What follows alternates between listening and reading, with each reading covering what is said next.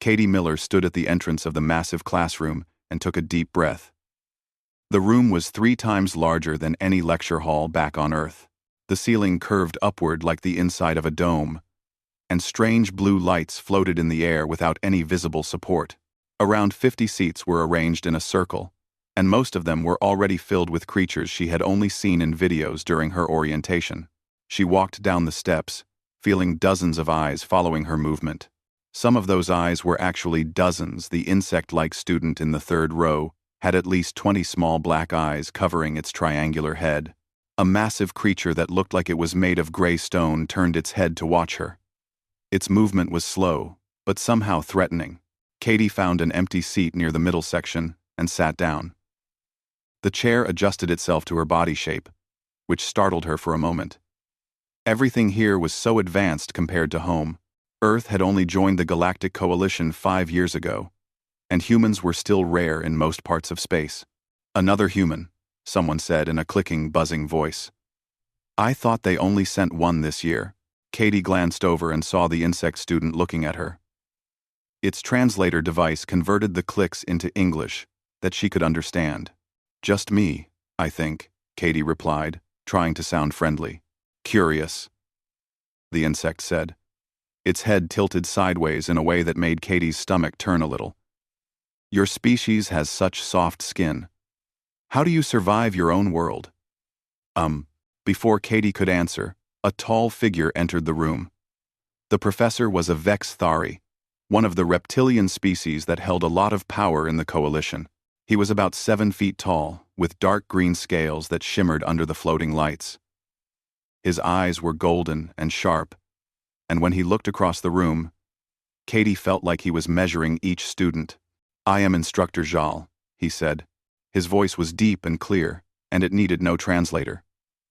"This is advanced combat theory. If you are not prepared to learn about violence, leave now." Nobody moved. Katie noticed that several students sat up straighter.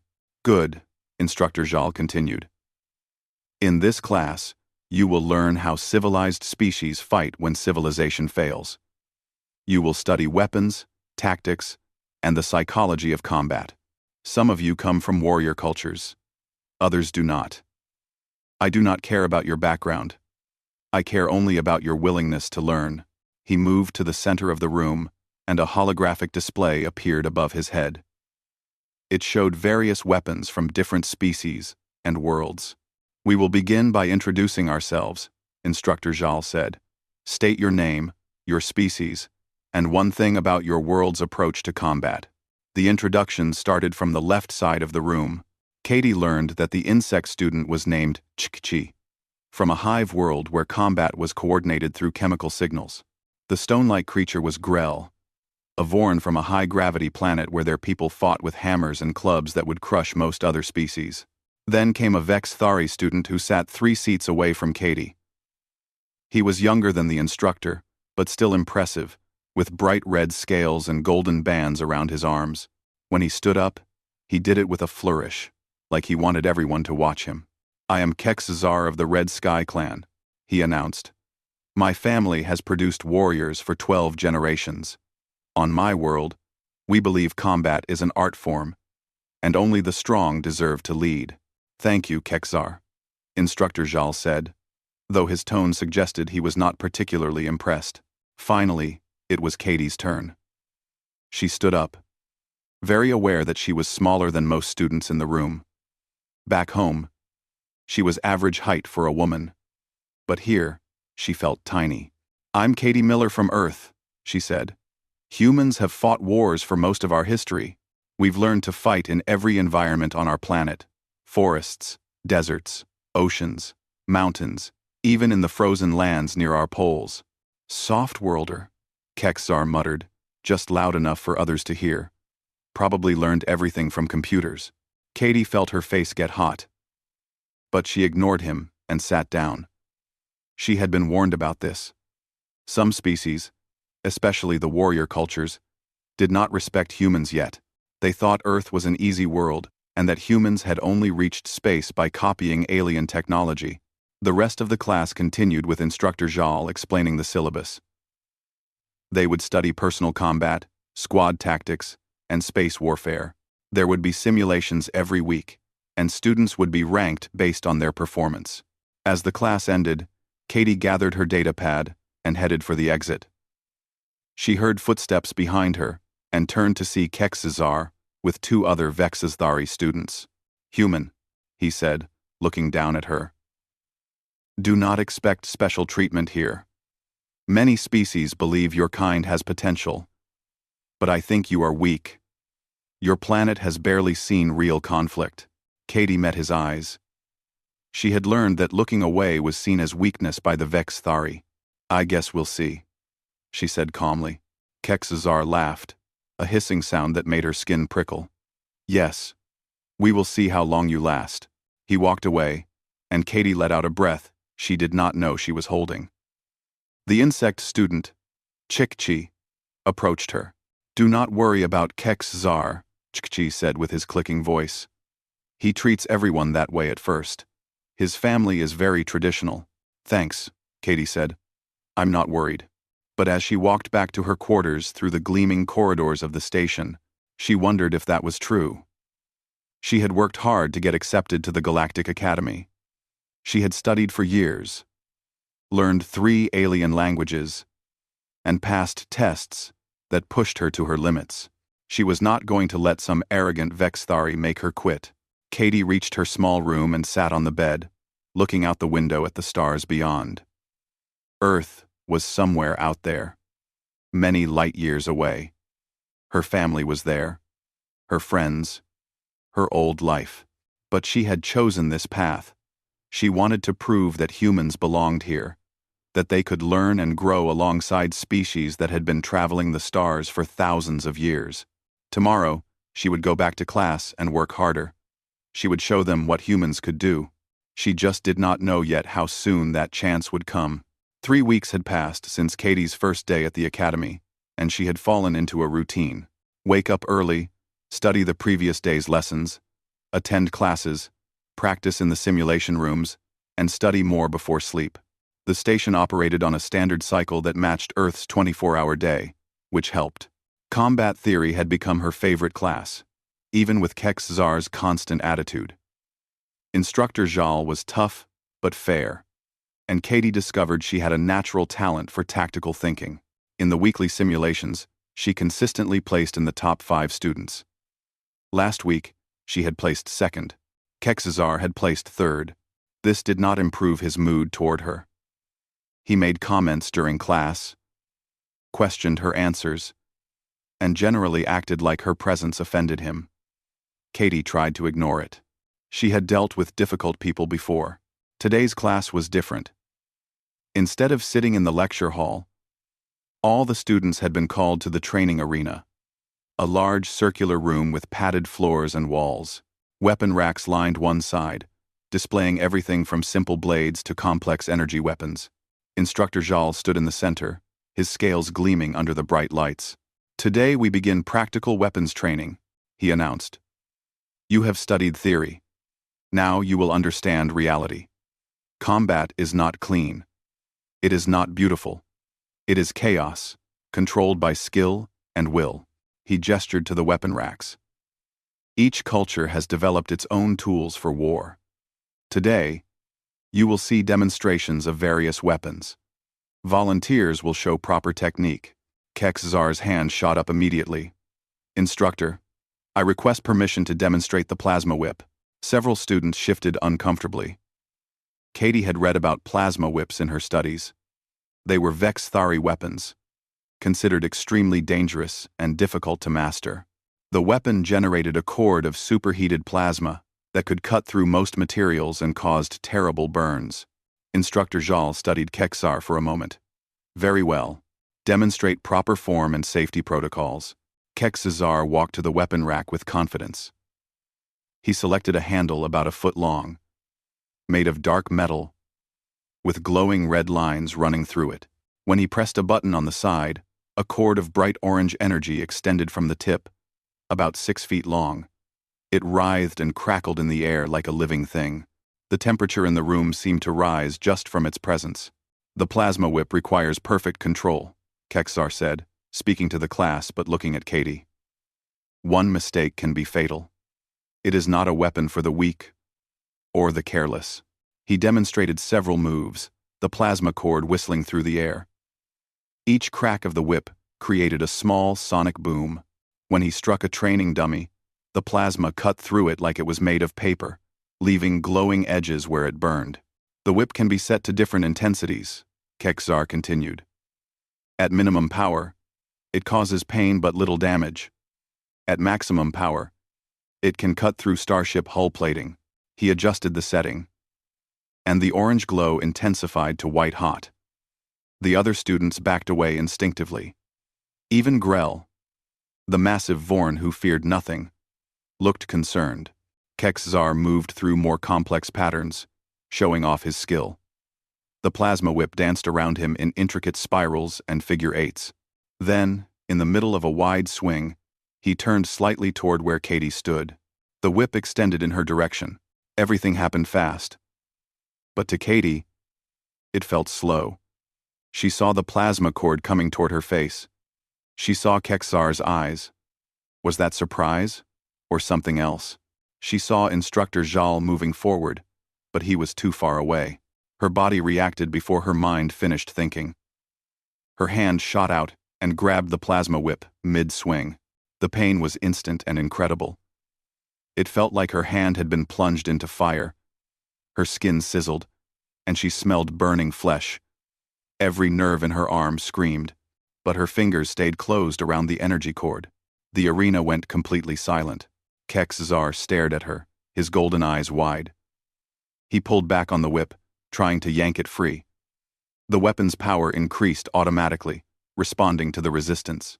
The plasma intensified, going from white to blue-white. The temperature spiked. Thus, Katie's hand turned red, then darker. Steam rose from her skin. Tears formed in her eyes from the pain. But she did not let go. She could not let go. Something deep inside her refused to release it. Impossible, someone whispered. Katie wrapped the plasma cord around her forearm, once, then twice. The energy burned through the sleeve of her uniform and ate into her skin. She gritted her teeth so hard she thought they might crack.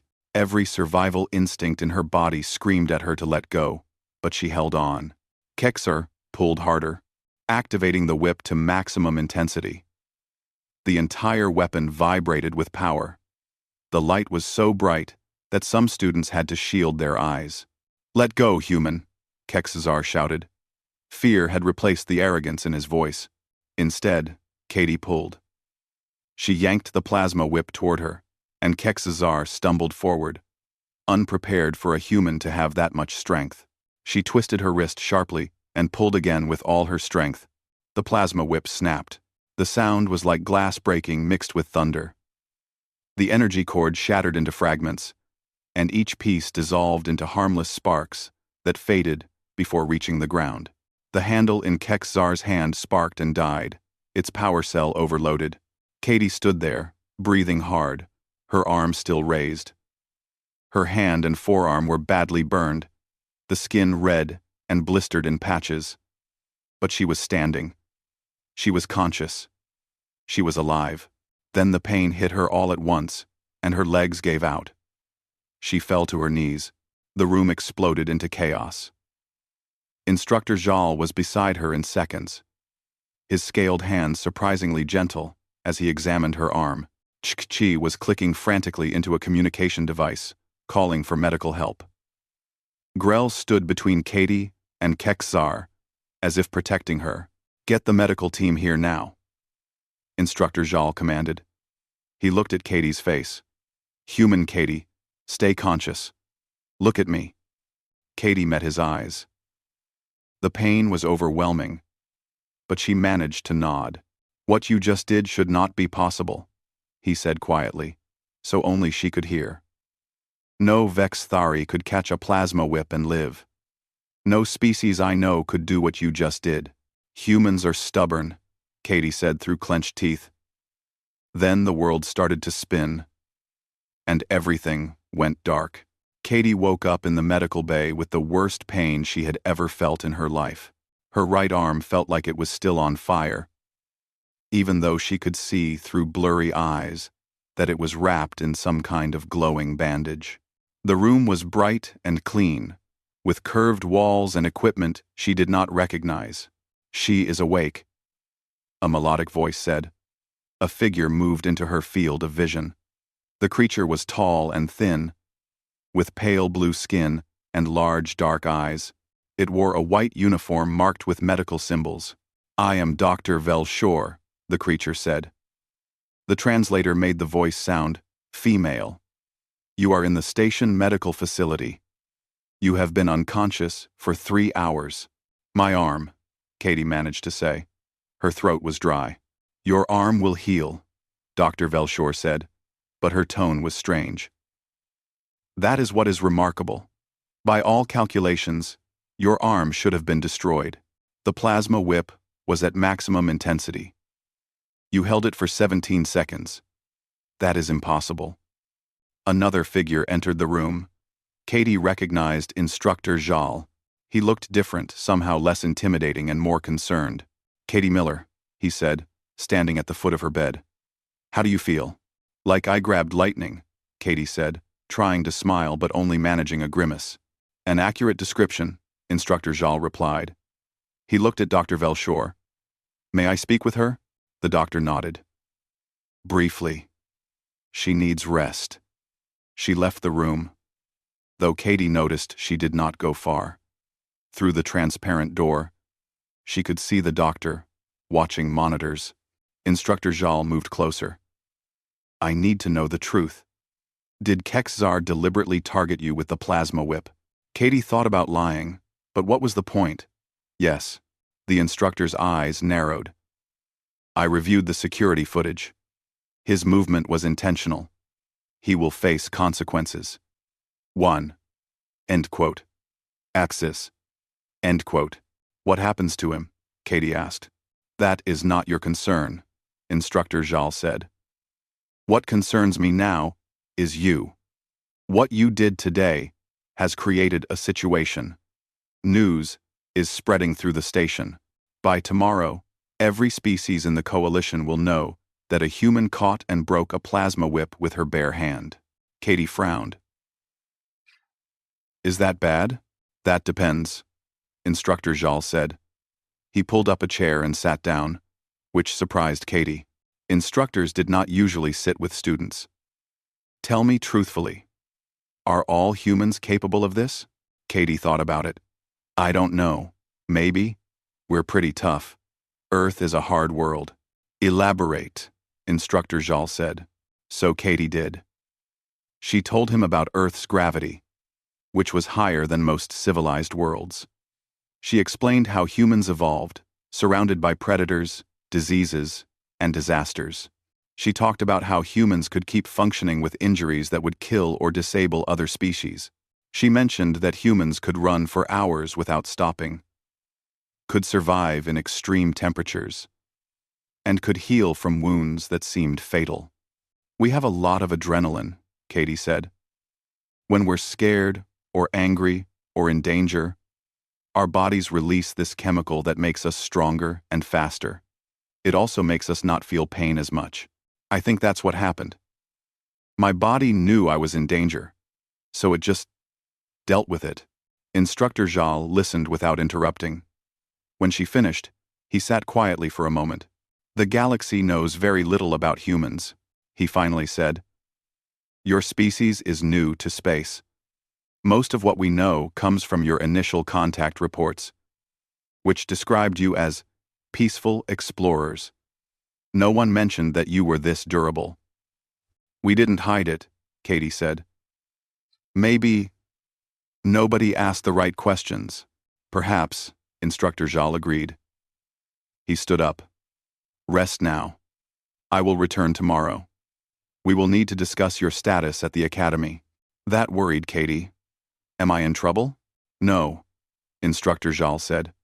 "But everything has changed. You understand this?" "Yes?"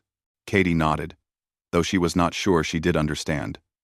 She was too tired, and in too much pain to think clearly. After the instructor left, Dr. Velshore returned.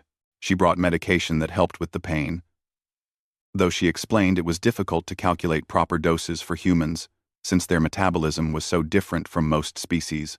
Over the next few hours, other medical staff came to examine Katie.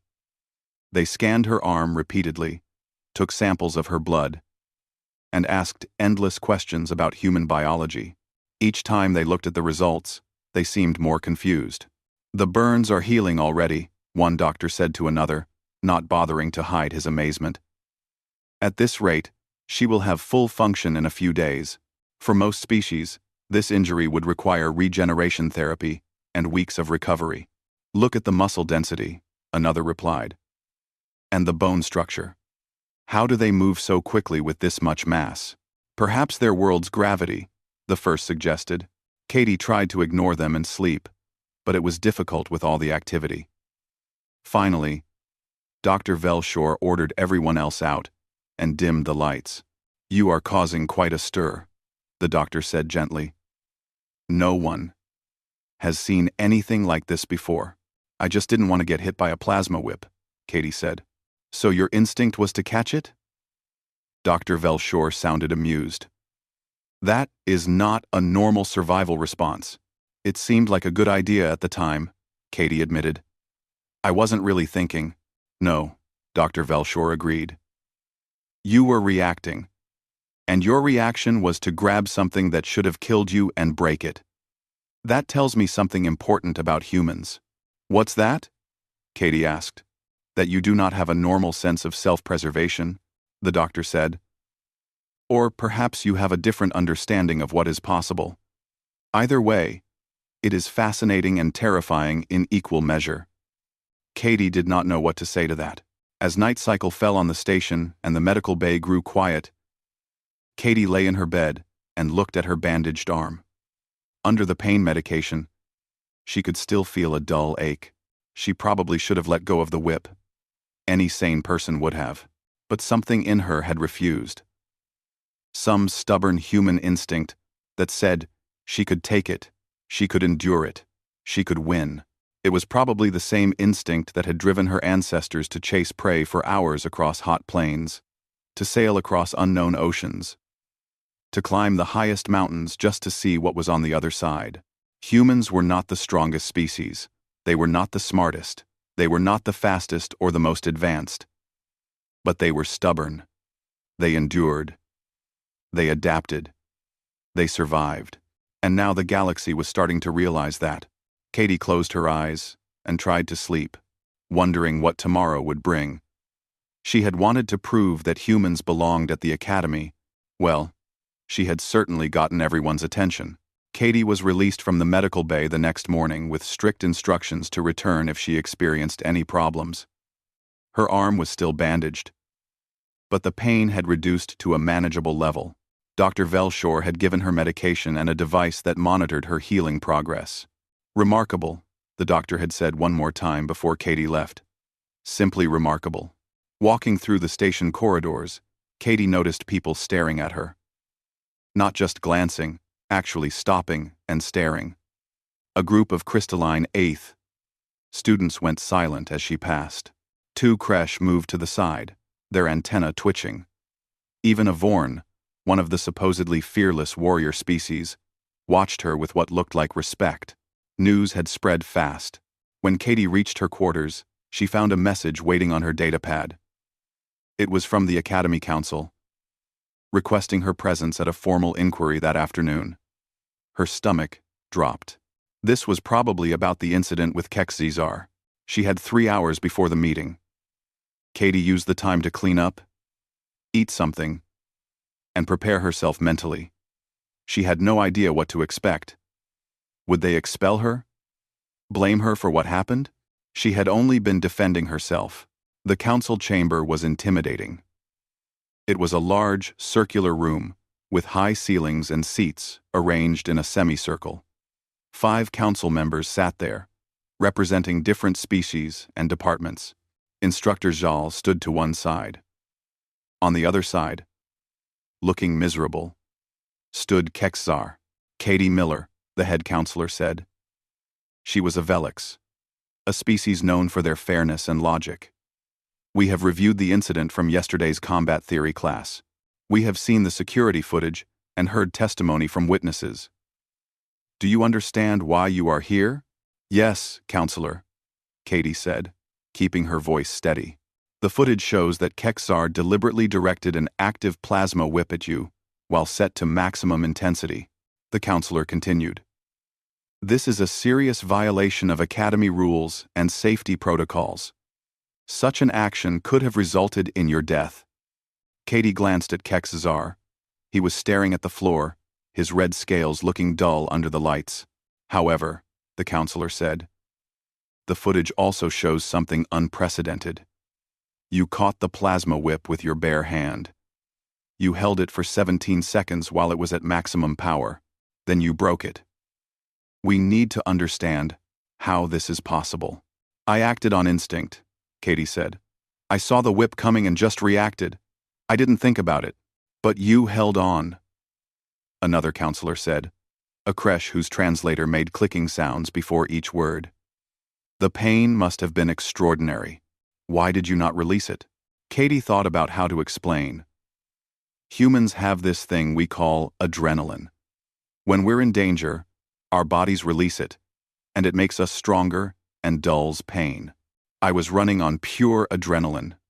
My body just took over. Fascinating, the Velix counselor said. She looked at some data on a screen in front of her. We have received the medical reports from Dr. Velshore. Your injuries, while serious, were far less severe than they should have been. A plasma whip at that intensity should have vaporized your hand and continued through your arm. Instead, you have second-degree burns that are already showing signs of healing. Human skin is different, I guess, Katie said. She felt uncomfortable talking about herself like this, as if she was some kind of specimen. Indeed, the counselor agreed. Dr. Velshore indicates that human tissue has unusual density and protein structures, combined with your species' high pain tolerance and adrenaline response. It appears humans are far more durable than initial assessments suggested. She turned her attention to Kexar. As for you, your actions were unacceptable. You endangered a fellow student through deliberate malice. Do you dispute this? No, counselor, Kexar said quietly. You will be suspended from combat theory classes for the remainder of the term, the counselor said. You will receive a formal reprimand on your record. Additionally, you must complete a course on interspecies relations and respect. If there is any further incident, you will be expelled from the academy. Do you understand? Yes, counselor, Kexar said. He looked utterly defeated.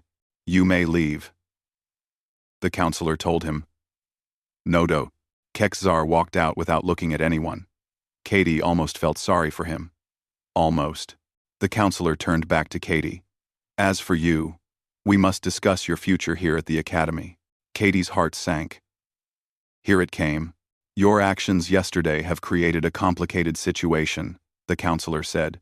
You defended yourself admirably. However, you also demonstrated capabilities that were not documented in your admission files. The galaxy now knows that humans are far more formidable than previously believed. This changes things. I didn't mean to cause problems, Katie said. You misunderstand. The counselor replied, and Katie thought she saw something like a smile.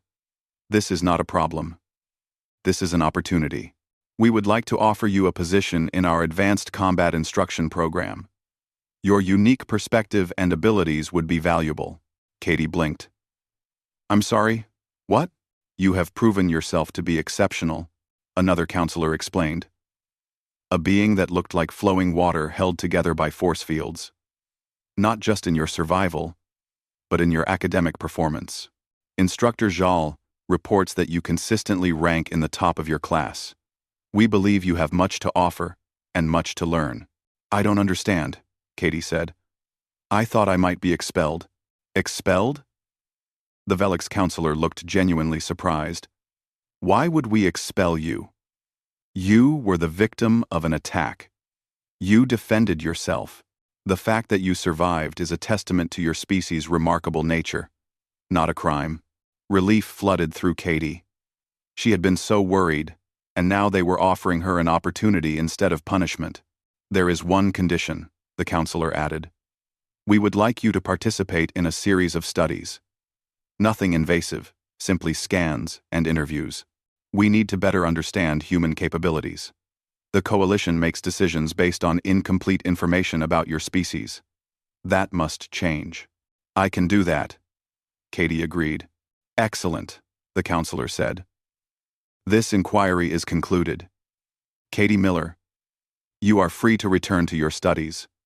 We look forward to seeing what you accomplish here. As Katie left the chamber, Instructor Jal followed her out.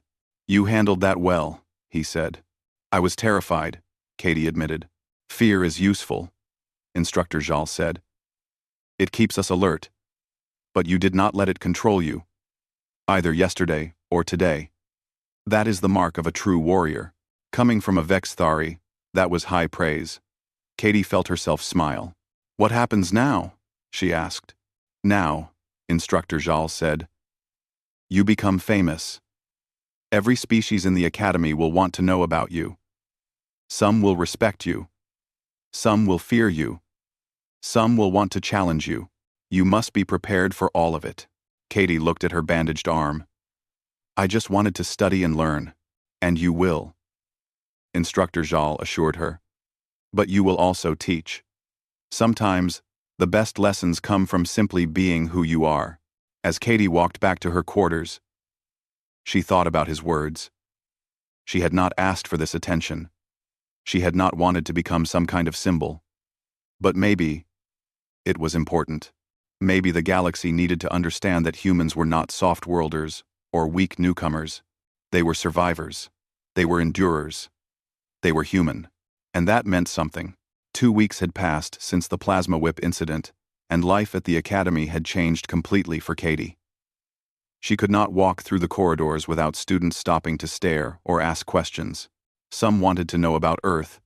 Others wanted to know about human combat capabilities. A few brave ones asked if they could train with her. The most surprising change was in her classes. Students who had ignored her before now listened carefully when she spoke. In combat theory, Instructor Jal often asked her to explain human tactical thinking. She found herself becoming an unofficial ambassador for her entire species. Today was special, though. Instructor Jal had asked her to give a presentation to the class about human military history and combat philosophy. Katie had spent days preparing, knowing this was important. Whatever she said today would shape how these future leaders viewed humanity. She stood at the front of the training arena, looking at the assembled students. Chi was there, his antenna twitching with interest. Grell sat in his usual spot, massive and attentive. There were about 40 students total, representing a dozen different species. And in the back, sitting alone, was Kex Zar. He had returned to class yesterday after his suspension ended. He had not spoken to anyone, especially not to Katie. But he was there. And that meant something. Thank you for coming, Katie began. Her voice was steady, though her heart was racing. Today I want to talk about why humans fight the way we do. It starts with our planet. She activated the holographic display, showing an image of Earth. The blue and green planet rotated slowly. White clouds swirling across its surface. Earth looks peaceful from space, Katie said. But it is one of the most dangerous worlds in the coalition. We call it a death world, though we did not know that until we met other species. She changed the image, showing various Earth environments. Dense jungles, vast deserts, frozen tundras, deep oceans. Humans evolved on a world that was constantly trying to kill us. We had predators that hunted us. We had diseases that spread through our populations. We had weather that could wipe out entire communities. We had other humans who competed with us for resources. The students listened intently. Katie noticed Chi taking notes. So we adapted. Katie continued. Our bodies became incredibly efficient. We can sweat to cool ourselves, allowing us to run for hours without overheating. We can heal from injuries that would be fatal to most species. We can eat an enormous variety of foods because we had to be opportunistic to survive. We developed strong social bonds because working together was the only way to stay alive. She showed images of human history, ancient warriors, medieval battles, modern soldiers, because we lived with constant danger. We learned to fight in every environment imaginable. We fought in forests and deserts. We fought on oceans and in mountains. We fought in the freezing cold and the burning heat. We had to learn because our survival depended on it. Katie paused, letting that sink in. But here is what most people do not understand about human combat philosophy, she said. It is not about being the strongest or the fastest. It is about endurance. It is about refusing to give up. She showed a new image, one she had found in Earth's historical archives. It showed soldiers helping wounded comrades, civilians rebuilding destroyed cities, rescue workers digging through rubble. Humans have a saying, Katie said. Pain is temporary, but quitting lasts forever. We believe that the person who wins is not always the strongest person. It is the person who refuses to stay down. Grell raised his hand. But surely there are limits. Everyone has a breaking point. Yes, Katie agreed. Everyone has limits. But humans have this ability to push past what we think our limits are. When we believe we cannot go any further, we find a way to take one more step.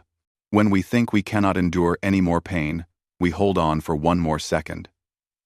Our history is full of stories about ordinary people doing extraordinary things when they had no other choice. She saw some students nodding. Others looked skeptical. When I caught the plasma whip, Katie said, addressing the question she knew they all wanted to ask. I was not trying to be brave or impressive. I just refused to let it hit me. My body was screaming at me to let go. But something deeper refused. That is what humans do. We endure. Chikchi raised a claw. Is this true for all humans, or only warriors? All humans, Katie said.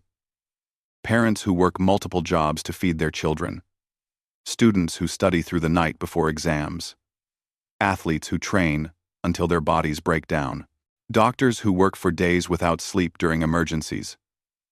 We are all capable of pushing beyond what seems possible when it matters. She changed the image again, showing modern Earth cities and space stations. Some species think humans reach space by stealing technology or getting lucky, Katie said. She saw Kexar shift uncomfortably. But the truth is simpler. We reached space because we refused to stay on the ground. We built ships that exploded. We sent people who never came back. We failed over and over again. But we kept trying until we succeeded. The room was completely silent now. I am not saying humans are better than other species, Katie clarified. We are not smarter than the Velix, or stronger than the Vorn, or more connected than the Kresh. What makes humans different is that we are stubborn. We do not know when to quit. Sometimes that is a strength. Sometimes it is a flaw. But it is who we are. And a flaw. Pervisant. She deactivated the display and looked at her audience. So when you work with humans in the future, whether as allies or competitors, remember this. You might have better technology. You might have greater numbers. You might have tactical advantages. But humans will keep coming. They will adapt. They will endure. They will find a way. Katie took a breath. That is what I wanted to share with you. Does anyone have questions? Several hands went up. Katie answered questions for the next 30 minutes, covering everything from Earth's gravity to human psychological warfare to why humans formed such strong emotional bonds with other species. Finally, Instructor Jal stood. Thank you, Katie Miller. That was enlightening. He looked at the other students. Class dismissed. Remember, your simulation assignments are due tomorrow. As students filed out, many stopped to thank Katie or ask additional questions. Chukchi invited her to study together later. Grell asked if she would spar with him sometime, saying he wanted to understand human fighting techniques. Katie was gathering her materials when she noticed someone approaching. She looked up and saw Kexazar standing there, awkward and uncertain. "Katie Miller," he said formally. His voice was quiet. "Kexazar," Katie replied, not sure what to expect. He was silent for a moment, then spoke. "Among my people, when a warrior commits a dishonorable act, they must acknowledge it before they can move forward. I attacked you with intent to harm. I acted from pride and prejudice. There is no excuse for this." Katie waited, letting him continue. "What you did should have been impossible," Kexar said. "You caught my plasma whip and broke it. No Vexthari warrior could have done this. I told myself you were weak, but I was the weak one. I could not accept that a human might be my equal, or better." He extended his hand in the human gesture Katie had taught the class weeks ago. "I offer my apology," Kexazar said. "I do not expect forgiveness, but I wanted you to know that I have learned from this. You were right. Humans are not weak. I was foolish to think otherwise." Quote, Katie looked at his extended hand. She could refuse it. She had every right to. What he had done could have killed her, but she remembered something her father had told her before she left Earth. The measure of a person is not whether they make mistakes. It is whether they learn from them. Katie reached out and shook his hand. The scales were cool and dry against her still healing skin. "Apology accepted," she said. "But next time you want to learn about humans, maybe just ask questions instead of trying to kill us." Kexzar's eyes widened. Then he made a sound that Katie realized was Vexthari laughter. "Agreed. That would be much safer for everyone involved. Win. Win. Win." As he walked away, Katie felt something settle in her chest. Relief, maybe. Or hope. Things were not perfect, but they were better. Instructor Jal approached her. "You handled that well." He apologized, Katie said. "That took courage." "Yes," Instructor Jal agreed. "And accepting his apology took wisdom. You are learning more than combat theory here, Katie Miller. You are learning diplomacy. That is perhaps more important." Katie looked around the training arena, at the weapon racks and the training dummies, and the scorched floor where she had caught the plasma whip. So much had changed in such a short time. "Do you think it will get easier?" she asked. "No," Instructor Jal said honestly. "But you are human. Difficulty does not stop you. It simply makes you more determined." Katie smiled. He was right. She was human. And humans did not quit. She gathered her things and headed back to her quarters.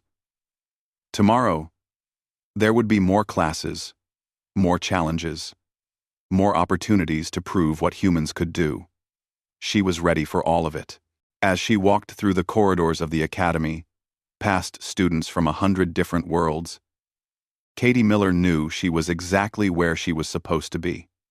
Not because it was easy, but because it was hard. And humans had never been afraid of doing hard things.